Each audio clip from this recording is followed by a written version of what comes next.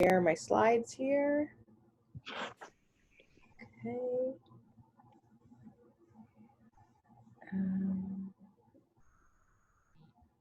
All right. And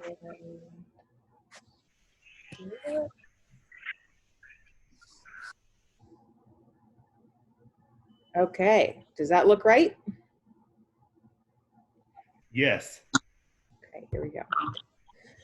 All right, so coming in on part 3 here, we covered what milk is made out of and how milk is made.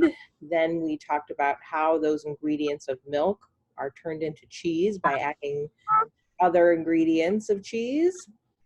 And now we're going to talk about what happens when cheese making is over and we've got that piece of cheese in the caves on a shelf, ready to go. All right, so that's Andy Keeler. He's one of the brothers who started Jasper Hill Farm. He's probably doing math in his head. He's the mathy brother. He's the one who started by milking our cows, and then while Mateo was making the cheese, Andy's wife, Victoria, was down in the cellars under the farmhouse ripening and packing up the wheels into little boxes, and Mateo's wife, Angie, was helping to make cheese. We saw her ladling Constant Bliss in the last presentation and taking orders. So they really bootstrapped it from the beginning. That was back in 2003 was their first year of making cheese. And now I like to say that Andy's role's evolved. He still oversees all of our farming operations for the 2 herds of cows that we now milk. But I like to say his job now is making sure nobody gets sick, sued, or bankrupt. So the cellars, it's a place where all of that can happen. It's where we've consolidated all of our risk. So we've got just, you know, a year's worth of cheese you're looking at in our cheddar vault here. It takes about a year to ripen it. And so if you put a wheel on the shelf, it's going to be there for a year. So we've got young cheese and ready to sell cheese and everything in between. It's a lot of money tied up on the shelves. If something were to happen, it would be a year's worth of purchased milk and labor going into cheese making. If a bad group of microbes got in there on some of the cheese that we're ripening, it could get spread to others. So a lot of what we're doing in the cellars is we're accruing value, right? A young cheese is not worth as much as a finished cheese. So our cheeses are increasing in value, and we're also trying to limit our risk. And there's a lot of different practices that we'll do in order to make sure that Andy can sleep at night. There is a saying, you can't turn a donkey into a racehorse. I think that's an expression. And you can hobble a racehorse. So what I mean by that is that you can't take a piece of cheese that wasn't made properly in the vat where something went wrong and magically fix it. You can really only bring forth the potential of the cheese that was set in the vat. So that cheese is only going to be as good as the day it was made. But in ripening, you can make sure that you're able to bring that cheese to its full potential. But you could totally ruin a perfectly good cheese also. So there's only so much you can do in the caves to make a cheese better. Sometimes we'll see a cheese that's a little too wet or a little too dry, and we can put it in the drying room for a couple extra hours or give it a little bit more washing. But it's really, you're only sort of mitigating the problems. You can't really fix anything. I'm going to start by reminding us, just do a little bit on history and geography. It's interesting and it plays into affinage. So I mentioned how alpine style cheeses came to be smooth textured and a little bendy, and how that was different from how cheddars were made, where they're really bright and crumbly, and how the decisions that they were having to make during the cheese making process led to those sensory characteristics that we now associate with those famous styles. And in modern cheese making, we're replicating those decisions that were made because of some sort of stressor or opportunity that a cheesemaker had a long time ago. So I think it's interesting when we're talking about affinage to talk about bloomy rinds and washed rinds and how they evolved. I love these 2 pictures juxtaposed next to each other, so they're sort of framed similarly. They depict people at a similar time in history. And we're looking at a French housewife here who has a lot going on. She looks exhausted. She's probably like chasing kids around, raising and apparently killing chickens. She's got probably a milking goat or a family cow in the backyard. She's responsible for basically a small diversified farmstead operation. And at this point, the men would be more typically at the market trading and bringing the wares to market. So a lot fell on to the women. They tended to be the cheesemakers. And at that time of history, you know, a couple barnyard animals in the backyard was typical. But even if you've got one cow or a couple goats, you're going to end up with more milk than you can drink as a family each day. And so you would have been needing to preserve that milk into something else, obviously cheese. So she wasn't focused on cheese making as her primary pursuit. She has a lot of other responsibilities. So she would have been milking that animal twice a day, probably, setting the milk aside in big wooden buckets or pails. And in a wooden vessel, you have all of the ingredients of cheese making kind of in there besides the rennet. So all the starter cultures and yeast and ripening cultures would probably be kind of living in that wood grain. And if you just stored milk in them, that would start to acidify. You'd be basically starting to make cheese without really having to do anything. She might also have added a little bit of whey from the day before just to get that acidification going. But basically, if you gather milk and put it in a vessel with a bunch of starter culture, native lactic acid bacteria, it's going to start turning into cheese, whether you like it to or not. So she would have been cool with that. And basically, after leaving, you know, the milk to sit, she probably combined a couple milkings. Then once she got around to cheese making, she's looking at a lactic curd, right? We talked about that 12 to 24 hour make where you just let milk acidify all the way to the most acidic that it will get. You totally work through all those starter cultures, turn all that sugar into acid, and cause that gel-like fragile lactic curd. So she'd ladle that yogurt once it's set. She would ladle it into little perforated cups. She's interested in making a size cheese that you'd eat with your family or take to market and sell as kind of a family meal size of, you know, enough for 8 people to eat or whatever. So they would be smaller format. Think Loire Valley goat cheeses, Seltzer, Valençay, Saint Mar, Poulenay Saint Pierre, those kinds of, you know, lightly aged lactic goat cheeses. That's what she would have ended up with because of her lifestyle there. And then she's like too busy to worry about it after she makes it. So she would have flipped them out of their molds after they were done draining, sprinkled them with salt, thrown some ash on them. I mentioned that last time as an optional ingredient, sprinkled ash on the cheese, put it in the root cellar, and the ash was hopefully to keep the flies away. And then you kind of just let it go. It's going to get fuzzy and white and form that bloomy rind sort of spontaneously if you make that acidic cheese and with that ash coating to help the yeast and molds get going. So that's cooking along. On the other side of town, we've got the Benedictine monk. He is one of the first specialized tradespeople. So in a monastery, they would have had employees, actually, like servants, indentured servants probably. That was interesting to me. And then they would have had their own personal jobs. So you'd have the cheese-making monk, you'd have the blacksmith monk, you'd have the vegetable growing monk, you'd have the leather working monk, whatever. Probably a beer-making monk in there. And they would focus on their pursuit, and that pursuit of perfection in their daily work would have been part of their, you know, their religious obligation. So they also invented the 8-hour workday, which is interesting. So they'd have morning prayer, then they'd break out and do 4 hours of work. Then they'd have a long banquety lunch break, more chanting, more prayers. Then they'd have an afternoon 4-hour segment of work, and then they would, you know, do more chanting and prayers and call it a day. So they had these 2 4-hour chunks.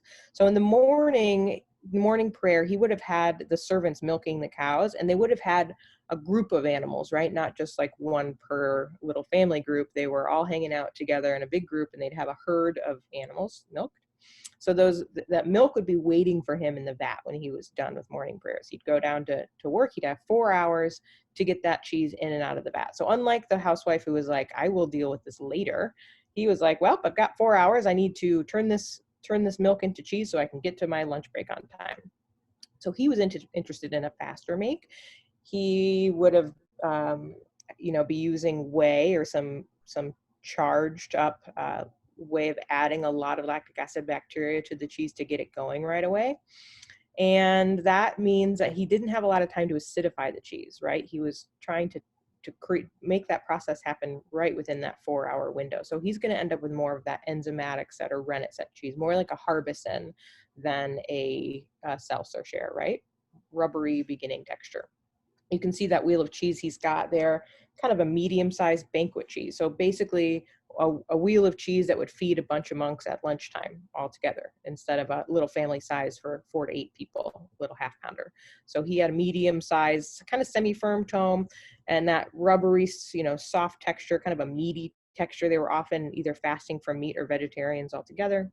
So that's the style of cheese they were aiming for, and the amount of time he had to make cheese led to that more elastic, semi-firm texture. So then he does the lunch thing, and then he comes back and he's got 4 more hours and he already made the cheese for the day. So what's he going to do? He's got 4 hours of time on his hands. So instead of just throwing ash on it and running away to go kill a chicken, he's chilling in the caves with his cheese and nothing to do. So he is got his little pail of probably boiled salted water, because that's water wasn't super safe to drink at that time. They drank a lot of beer for that reason, like low alcohol beer was like food safe. So he would have had beer or a brine, and he would see the fluffy molds growing on his cheese, and he would wash it off because he had nothing better to do, and he's a holy dude looking for purity. So he's constantly going in and washing off mold as he sees it develop, but without realizing it, he's creating a beautiful even layer of sticky orange cultures. So that washed rind, those natural washed rind cultures, that if you create a not so acidic place and keep it very well hydrated and put it in a ripening cellar, you are favoring the microbes that are going to create that orange sticky surface just naturally. So I think that's really interesting that his religious beliefs, the way that their day was organized, their living situation, all led to this sort of meaty, delicious center plate protein style cheese in a medium-sized wheel, whereas whatever the housewife was up to led to the Loire Valley little guys.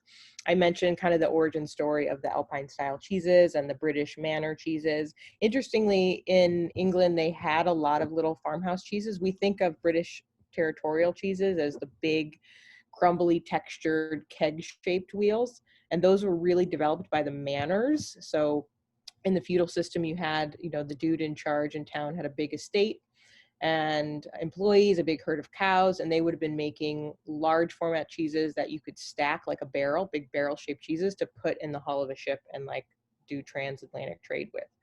And when they started making these big square cheeses, they were rotting in the middle. So they developed that milled curd technique where you let it get really acidic and you grind it up into little pieces after you cheddar your slabs, and then you salt the heck out of those little pieces and then pack those acidic salty bits into a big form.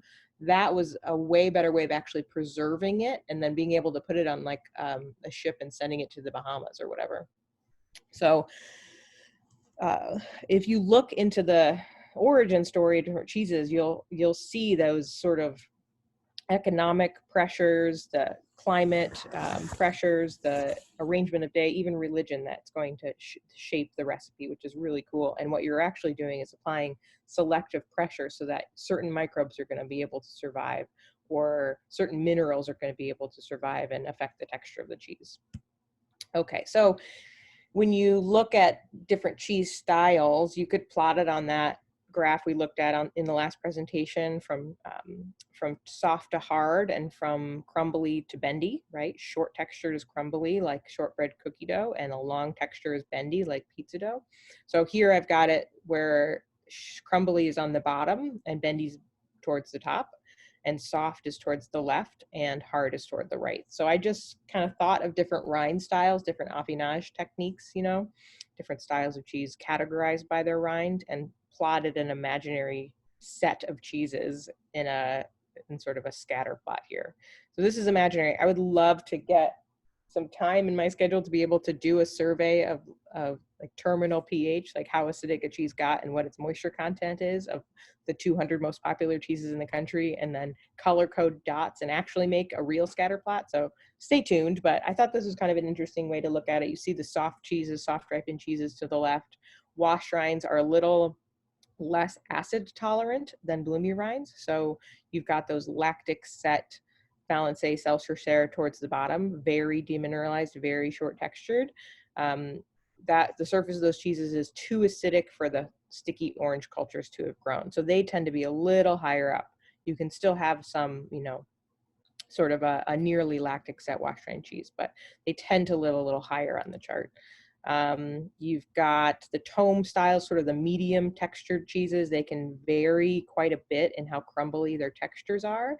In that middle range, they're not going to be so lactic. You know, usually very lactic cheese retains more moisture. It's hard to fully drain out that lactic set curd, and so they tend to be smaller and softer. A bigger lactic set cheese or a drier lactic set cheese is just harder to make. They just don't have the structural integrity for a big wheel. All right, there's always like exceptions to the rule, of course, and then you get over to the right on the harder cheeses, and you've got the low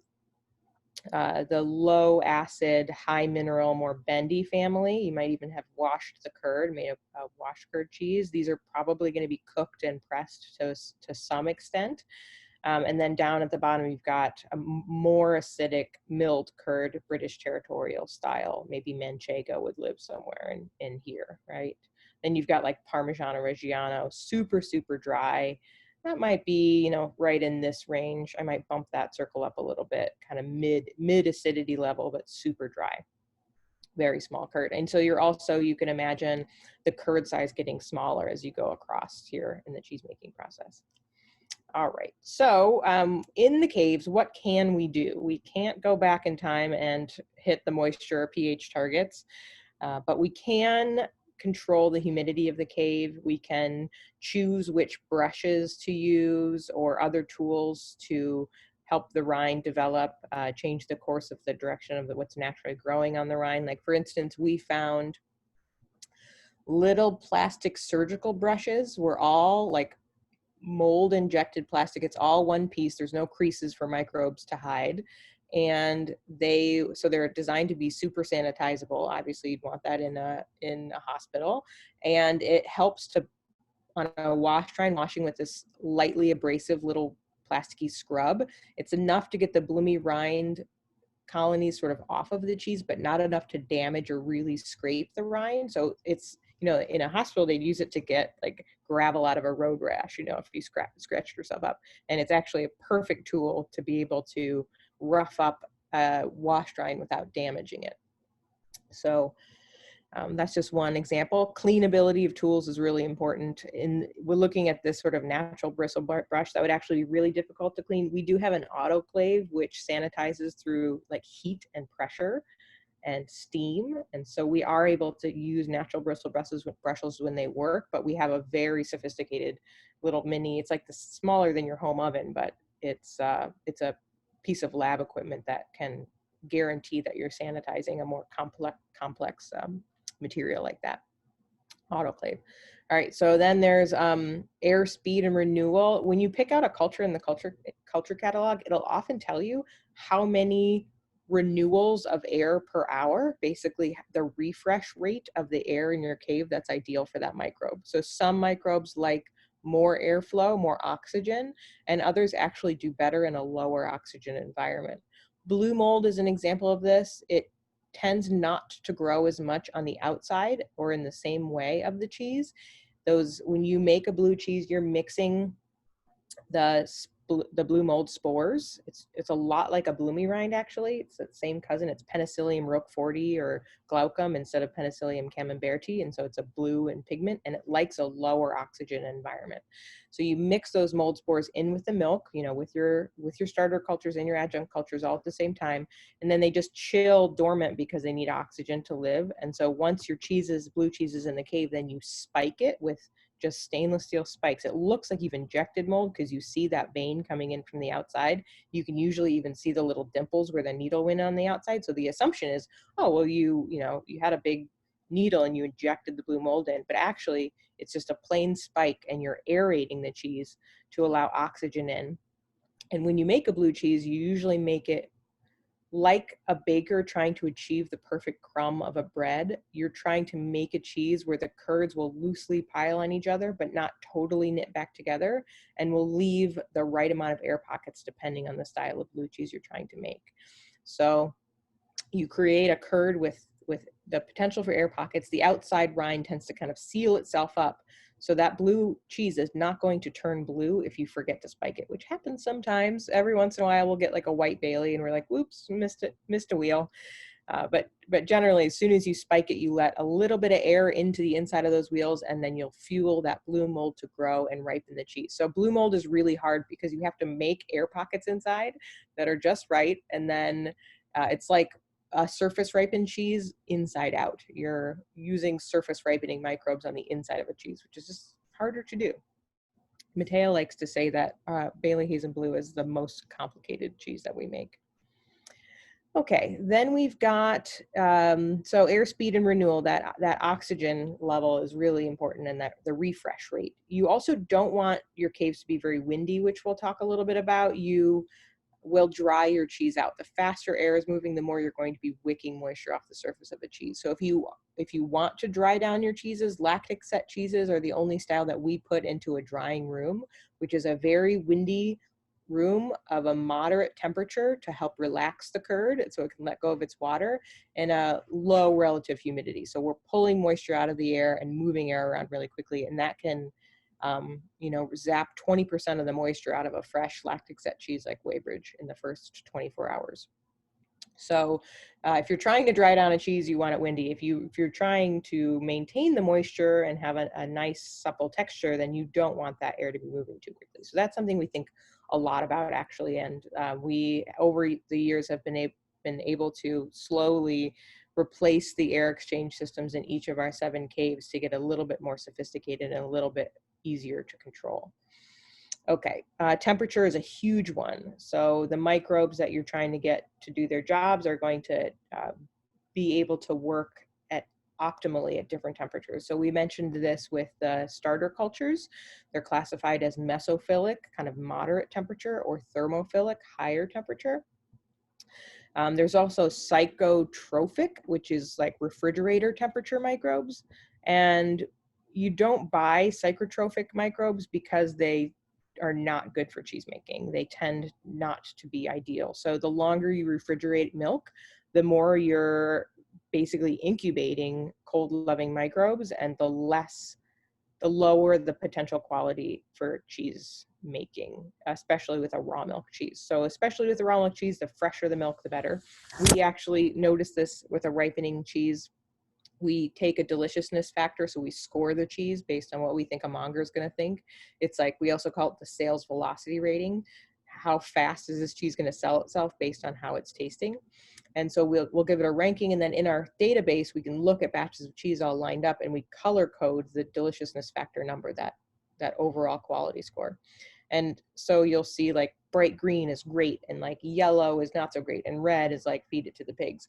And so there's a color gradation we can visually see. And we were noticing a really steady pattern on a certain cheese, and it was like green, yellow, green, yellow, green, yellow, green, yellow. And we're like, what is going on? And we're like, greens are on Monday and yellows are on Wednesday. So we asked the cheesemaker, like, why are Monday cheeses better than Wednesday cheeses? And they thought about it, and they're like, oh, that's interesting. On the day that the scores are better, the milk truck has just come. And so we have to milk the cows into the vat, because otherwise we don't have any milk to use. So we have to wait till the cows are milked, and then we start cheese making immediately. So fresh milk is flowing into the vat right as they start cheese making. And on the other day, the milk truck is about to come. And so they use milk that's, a combined, like the average milk age would be 24 hours, because they'd have a fresher milking and then an older milking, and then they're blending it together. And so holding that milk cold made enough of a difference of the microbial profile that a bunch of cheesemonger type not so professional sensory evaluators were able to really notice it. So it sounds a little esoteric, but it makes a big difference. Okay, so temperature, big impact on what microbes are going to grow and thrive. And then, as I mentioned, that temperature also affects the texture of the curd. So at a colder temperature, it's tighter, and a warmer temperature, it's looser, and is going to be more apt to maybe drain or lose moisture. So big effect. Time, obviously, it takes time for microbial communities to form and grow, for their enzymes to break down the fats and proteins and develop flavor. A wetter cheese is going to ripen more quickly always, and a drier cheese is going to take longer. So if you are trying to preserve your cheese for as long as possible, dry it down. And if you are trying to make a delicious cheese that you can eat soon and maybe sell soon and get cash flow going, a wetter cheese is going to be what you're going for. So French housewives, we're looking for that cash flow, right? Get it out of the root cellar and turn it into money. All right, so the post-production microflora inoculations, this is rare. Usually, as I mentioned, you're adding all of your ripening cultures at the same time you're adding your starter cultures to the milk. Every once in a while, we will wash a cheese with a brine that's been dosed with cultures, but it tends not to work as well as if we had put it in the milk to begin with. And so usually we would do both. If we want a little extra boost to the microbes we're looking to cultivate, we might add it to a brine. Another thing that we'll do actually is we make a morge for our Alpine style cheese, Alpha Tolman. That's the one that we make with Cayette, that salted and dried abomasum from the calf that has all of the starter culture and enzymes, the rennet, the coagulants, all in it, as a natural alternative to commercial culture. So we make this raw milk cheese, we use these natural cultures, and then we didn't want to buy Brevibacterium linens to put on it. So we did in the beginning, just to make sure we were getting cheeses with a nice rind forming, washing it with the salt brine, maybe with that purchased culture. But then once we got this cave full of nicely developed cheeses, we started washing older wheels and gathering the like goopy soup off of it, and then cutting the goop that came off of washing older wheels with clarified whey. And that allowed us to create what's called a morge. And we have a little mini lab on site where we can make sure that there aren't any pesky microbes. We can send it out to a lab to make sure that there aren't any pathogens there. And then once we do, we can kind of keep this like mother soup going, a mother culture. And we're able to use basically what are the native microflora on our aging raw milk cheeses to wash younger cheeses, and it gets their rind developed like 3 weeks sooner. And it's just a much more healthy and robust rind because it's a natural, diverse group of microbes that we're able to harvest. And so that's one way of culturing a cheese once it's in the caves. But usually all of that goodness is sort of baked in at the milk level. And in the caves, you're just setting up the right temperature and humidity and rind care to develop what's already inherently in the cheese. Okay, sanitation is a huge one. I mentioned risk management. You know, if we brought in a batch of cheese that was full of E. coli or salmonella or listeria, and just went from one batch to the next washing with the same brine, you would risk spreading that from cheese to cheese to cheese. So we have procedures in place to separate in between batches. So we'll wash a batch of cheese and then we'll wash ourselves down, we'll wash the table, we'll wash the equipment, we'll get a fresh brush, and then we'll do the next batch, so that if there was anything going on with those batches, it would be isolated to that batch. In a case like where we're using the morge, we start the cheeses young, wash them with the morge, and then we'll test them before we move them to a different cave. And so we've tested and cleared batches before they enter a room. And then we kind of know that any batches in this room or in this section are tested and cleared and can sort of be handled as a whole lot. But still, if we miss something and something went wrong with one of those cheeses, we've then spread our risk to all of those batches. So if you're really risk averse, you're looking to handle each batch of cheese as an individual and making sure that if you touch that batch of cheese, you don't touch another batch of cheese before sanitizing your hands. We're all thinking a lot about that these days, interestingly enough. And we were sort of thinking that way even before it was cool. We go around in the caves looking around. If something touches the ground, we have to wash our hands and wash that piece of equipment before we go and touch something else. We have different color-coded brushes. So some equipment is only used to scrub the floor, whereas a different color would be used to scrub the legs of a table, and a different color would be used to scrub the top surface. Any cheese contact surface would be another color, just to help control our risk that way. We test and clear batches too before we sell them. So we'll take a little sample, send it off to a lab, make sure it's good, and then make the sale. So because we take on cheese from other producers, all of our producers are operating at a very high level, but we still owe it to each other, owe it to them, owe it to ourselves to be as careful as possible when handling batches of cheese. Okay.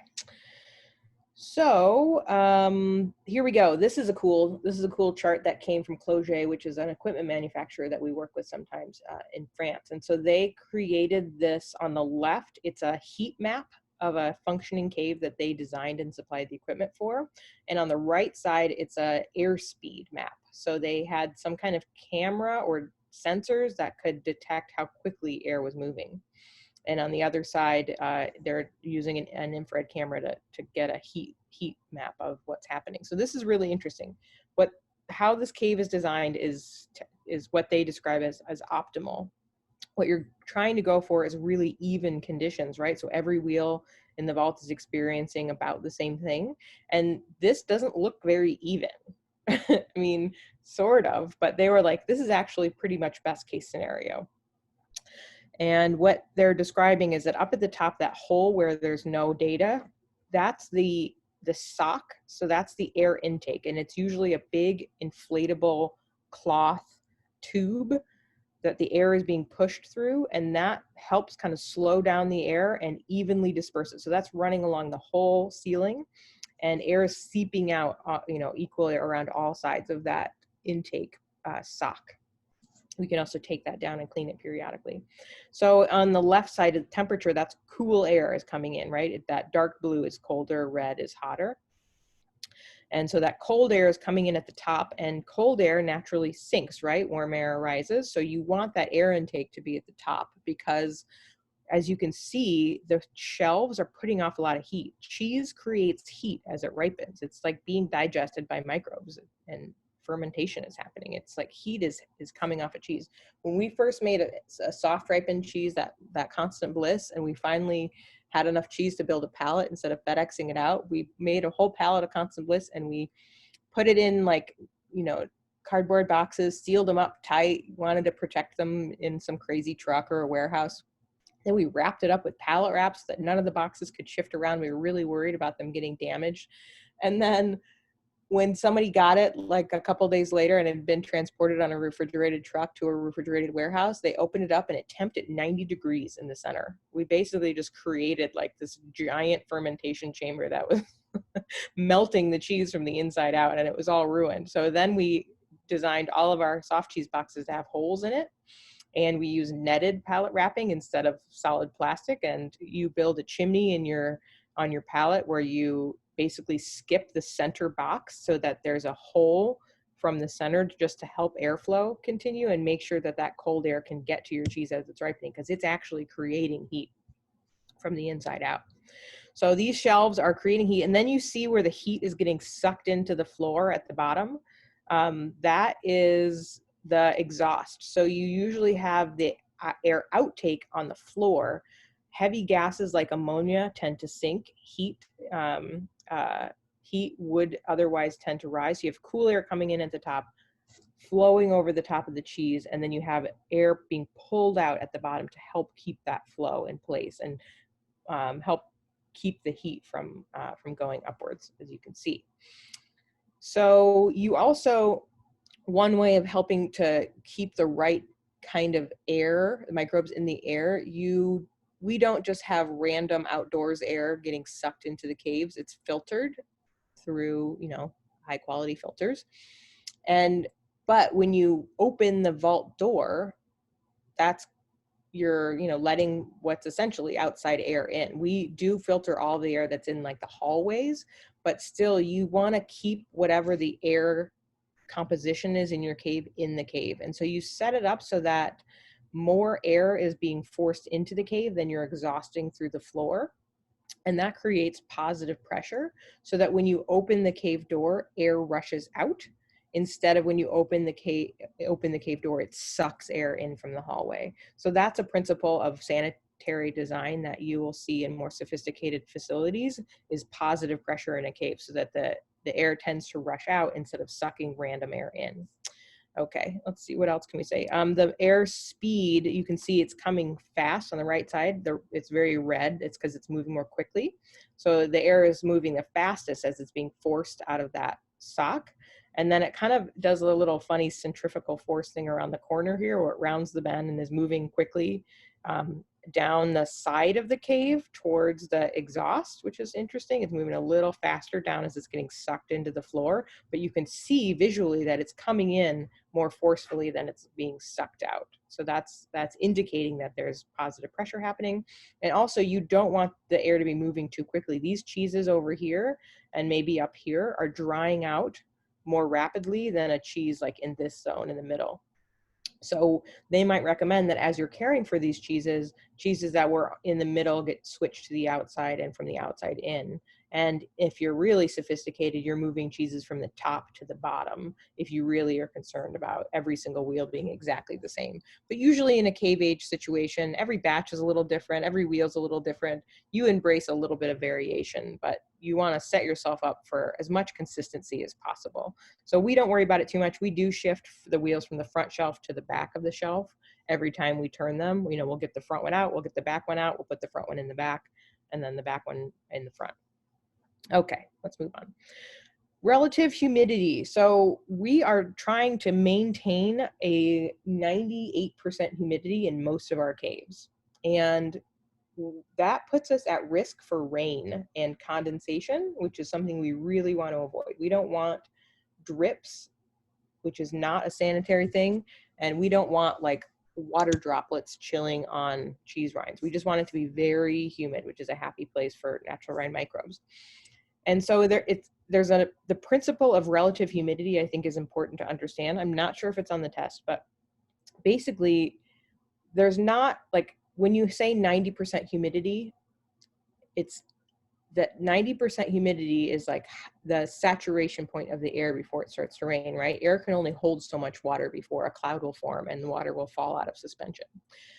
The ability for air to hold moisture depends on its temperature. So warmer air has more inertia, right? Atoms are like moving around more quickly, and because of that inertia, it can suspend more moisture droplets in the air. And colder air is like more still and has less inertia, and it can't suspend as many droplets in the air. So if you have the same amount of water, what this chart is showing, it's like the same number of like ounces of water in the air, and different relative humidities depending on the temperature. So in a colder zone, 8 ounces of water is going to be totally saturated, where when you start warming up the room, if you don't add or subtract any water, the relative humidity is going to go down.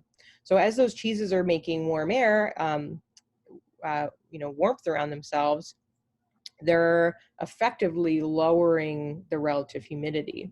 So you want to add some more humidity. We usually have like high pressure spray or ultrasonic like foggers, adding humidity to the air. So that's all well and good. You know, you want to maintain that 99% humidity, but also because it's warm, the refrigeration is going to kick on. It's going to sense that the temperature went up a bit. So if your humidity goes on and returns you to 90%, right before your refrigeration kicks on, the refrigeration is going to lower the air's ability to hold water. And all of a sudden, instead of 99% humidity, you have 100% humidity because it got a little bit colder in the room. So you have to ride that line really carefully. One of our caves has this crazy sensor that will predict relative humidity changes, and it will first cool the air, then turn off the refrigeration unit, and then add humidity up to the target point. And it won't turn the refrigeration back on if it knows it's going to cause a rain cloud or cause condensation. So that's something that affineurs are trying to manage, interestingly. Okay, so at this point, this is kind of a concept map for what's going on in the cave, what we've just talked about. We've got the components, we've got the fat, the protein, the stuff that cheese is made out of, the minerals, the water, the salt. We have the aging factors that we talked about. So the environmental conditions, the air temperature, the time, humidity, the air composition and renewal, how much gases are in the air. Air laden with more gases like ammonia have what's called a higher vapor pressure, and certain cheeses like thicker air, like more gases, more vapor pressure, and other cheeses need a fresher air with less ammonia in the air, if that makes sense, more oxygen. So there's all of those aging factors will affect how the components are broken down based on what enzymes are present. So the enzymes could be there because we added them directly to the milk, like the rennet or the coagulants, right? We just straight up add the enzymes.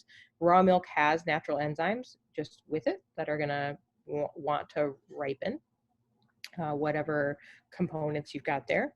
And then you've got what's growing on the rind that might have just been in the air or been introduced to the situation after milking and cheese making.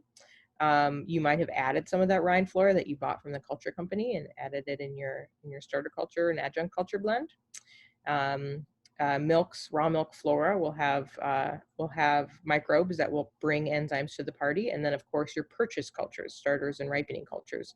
Those are microbes that are there that are bringing enzymes to the situation. The enzymes are going to be breaking down fats and proteins, and they're going to be active and productive based on the aging factors. So the aging factors influence how effective enzymes are at breaking down components, and the result is lipolysis, which is the breakdown of fats, proteolysis, the breakdown of protein, and glycolysis, which is the metabolism of sugar. So an example of glycolysis is, I mentioned in the first presentation that lactose is made out of a glucose and a galactose, and the glucose is what the starter cultures will turn into acid. They like break a lactose in half and eat the one half of it, and then the other half is sort of chilling. And other adjunct cultures will metabolize the galactose, and propionic bacteria that make the nice eyes in Swiss cheese is an example of one of those. So they eat the lactose, the half of the lactose that the starter cultures didn't, and they turn it into CO2 and water. And so you get a big air bubble of CO2. And if you've ever cut open a beautiful wheel of Emmentaler, other Swiss cheese with eyes, you see that there's a tear in the eye. There's like a little droplet of water or liquid in that opening, which is a result of that sugar being broken down. You get CO2 and some water. Okay, and then that breakdown, the breakdown of fats, the breakdown of proteins, and the metabolism of sugar is going to give you aromas, textures, and the appearance of a finished cheese. All right, so a little Venn diagram here, what we're talking about. This is to remind us about selective pressure. So basically we talked about where raw milk microflora comes from. And if you're pasteurizing it, you know, what happens to it? You're narrowing that field. You may also be adding cultures, right? After you have raw milk, but if you pasteurize it or not, you're adding more cultures in. And then you're running this like milk with a soup of microbes through an obstacle course of cheese making and ripening, where you're increasing the acidity. Oftentimes you're doing a cook step or then moving it to a colder cave. You're salting it, you're dehydrating it, you're removing water. So all of these things are selective pressure that reduce the number of microbes that are going to end up in your finished cheese. It's like different wavelengths of light that can get through your sunglasses, right? So certain wavelengths are going to bounce off and other ones can get through to the finished cheese. So this is what we're trying to do with cheese making. It's one of the reasons why we're not raw milk, like drinking liquid raw milk zealots. We're not like everyone should be able to drink milk in New York City, raw milk. It's like kind of a bad idea because raw milk is pretty volatile.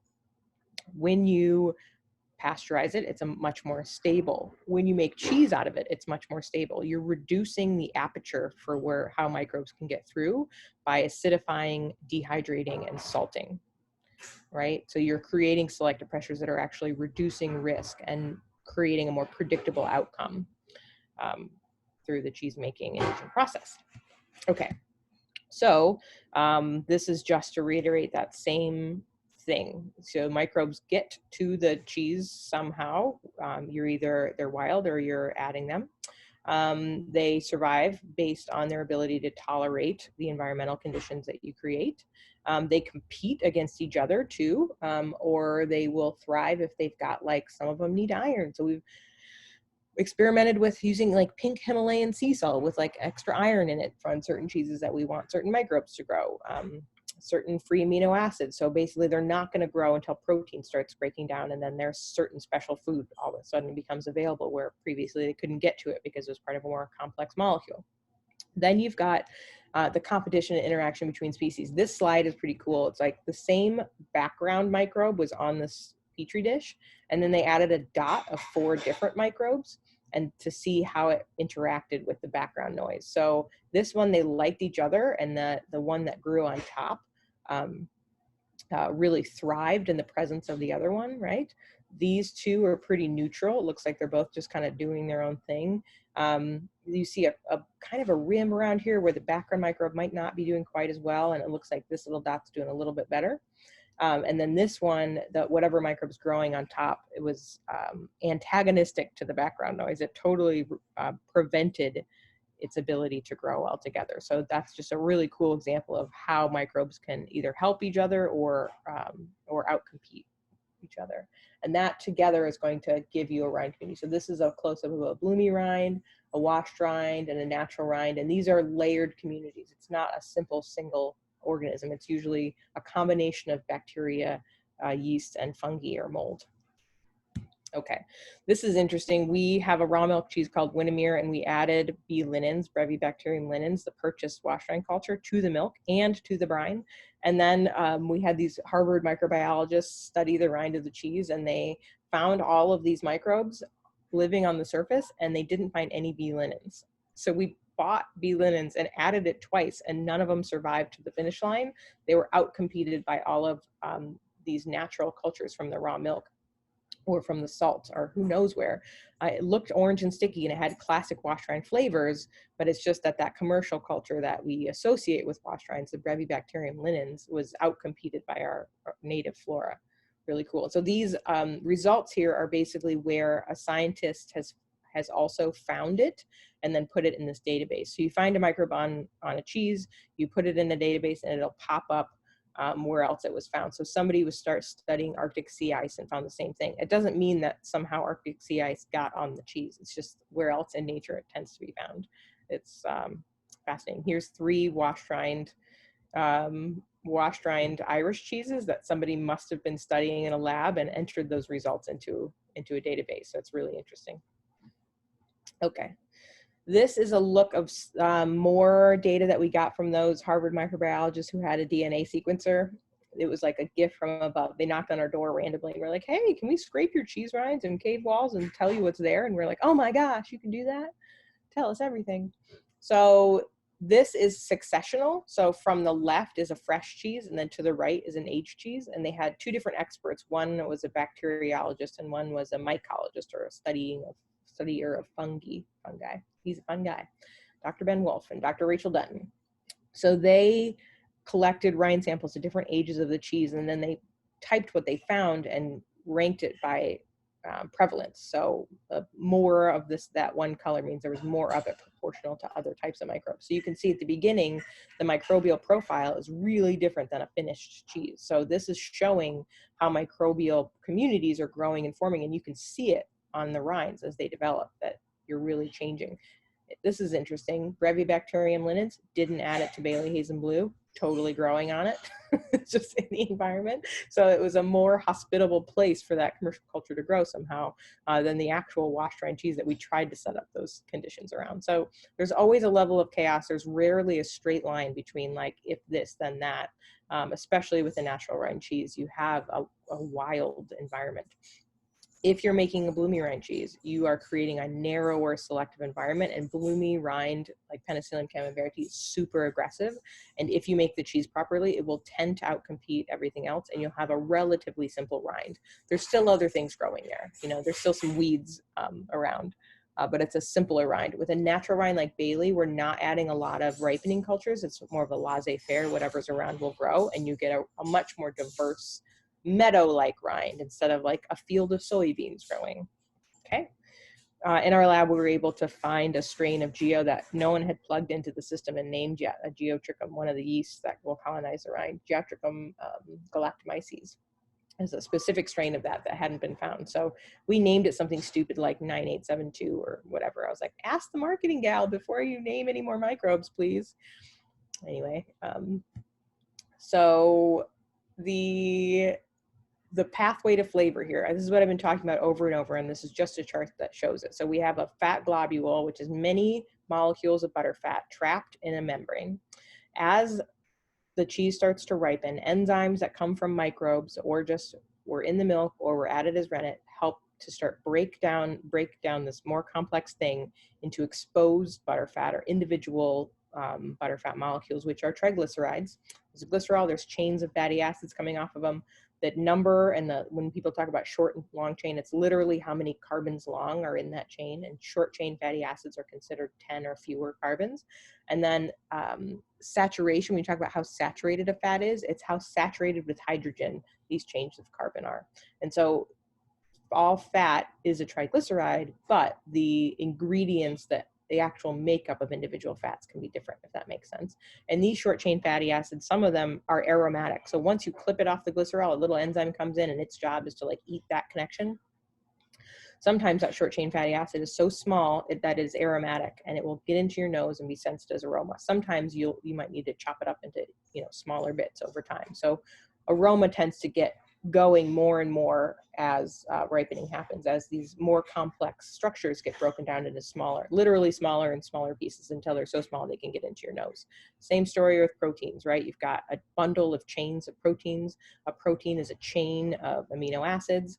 You start to break out right away, rennet starts to break out chunks of these proteins, which are smaller chains of amino acids, and then they get broken down into even smaller chains of amino acids called small peptides. Then you have individual amino acids, which I think some might be aromatic, I'm not sure, but definitely when you start acting upon amino acids with more enzymes, then you get aromas.